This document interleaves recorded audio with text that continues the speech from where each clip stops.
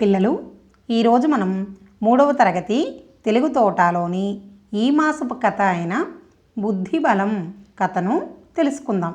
ఒకప్పుడు భాసురకం అనే పెద్ద సింహం ఉండేది. అది అడవికి రాజు. ప్రతిరోజు ఎన్నో జంతువులను వేటాడి చంపేది. కానీ దానికి రోజుకొక జంతువు చాలు. ఒకరోజు అడవిలో జంతువులన్నీ భాసురకం దగ్గరకు వెళ్ళాయి. ప్రభూ, రాజు కర్తవ్యం తన భృత్యుల్ని రక్షించడం, వాళ్ళను నాశనం చేయడం కాదు. మీరు అనవసరంగా ఎన్నో జంతువులను చంపుతున్నారు. మీరు మీ గుహలోనే ఉంటే మేము మీకు ఆహారంగా రోజు ఒక జంతువును పంపుతాం. మీరు దాన్ని చంపి తినవచ్చు అన్నాయి.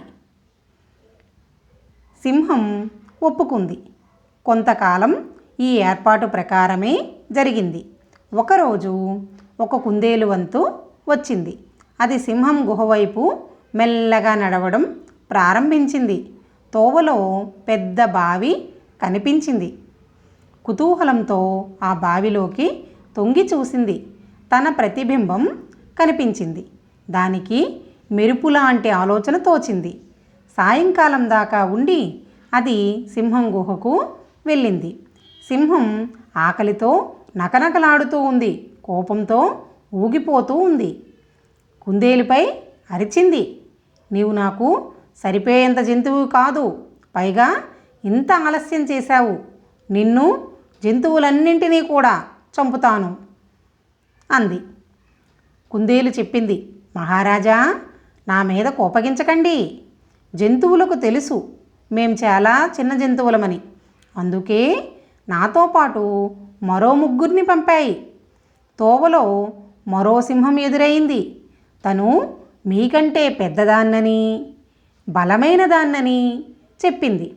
తనే అడవికి నిజమైన రాజునని చెప్పింది. నాతో వచ్చిన 3 కుందేలను చంపి తిన్నది. ఈ విషయమంతా చెప్పడానికి నన్ను మీ వద్దకు పంపించింది.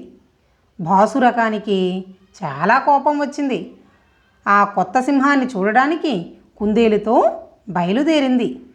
కుందేలు దాన్ని బావి దగ్గరకు తీసుకువెళ్ళింది. సింహం నీళ్లలో తన నీడను చూసుకుంది. బావిలో మరొక సింహం ఉన్నట్లు భ్రమించింది. భయంకరంగా గర్జిస్తూ బావిలో దూకింది. దాంతో భాసురకం పని పూర్తయింది.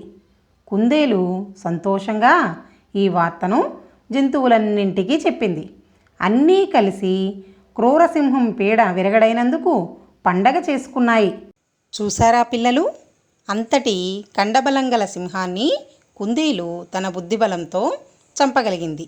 అంటే కండబలం కంటే బుద్ధిబలం చాలా గొప్పది.